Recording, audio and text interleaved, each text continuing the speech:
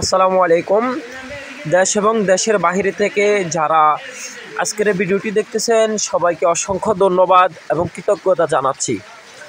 আপনারা দেখতেছেন যে আমরা বন্যায় অবহেলিত এবং কবলিত যে মানুষগুলো রয়েছে তাদের পাশে দাঁড়ানোর উদ্দেশ্যে আমরা ঔষধ, খাওয়ার স্যালাইন এবং কি বিশুদ্ধ পানি, মোমবাতি সহ বিভিন্ন রকমের সামগ্রিক নিয়ে বন্যার্তদের পাশে দাঁড়ানোর চেষ্টা করতেছি এবং কি এর পাশাপাশি শুকনো খাবার যতটুকু পারতেছি শুকনো খাবার দিয়ে তাদের পাশে দাঁড়ানোর চেষ্টা করতেছি আপনাদের দানকৃত টাকা পয়সায় এবং কি আপনাদের দানকৃত দ্রব্যাদির মাধ্যমে।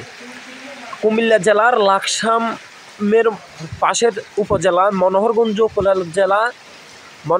উপজেলা সবচেয়ে বেশি বন্যায় কবলিত এবং কি সবচেয়ে বেশি অবহেলিত এলাকা, যেখানে কোনো মিডিয়া কাভারেজ না করায় এবং কি প্রচার না হওয়ায় মনোহরগঞ্জের মানুষগুলো খুবই অসহায় এবং খুবই বন্যাত্ম অবস্থায় রয়েছে।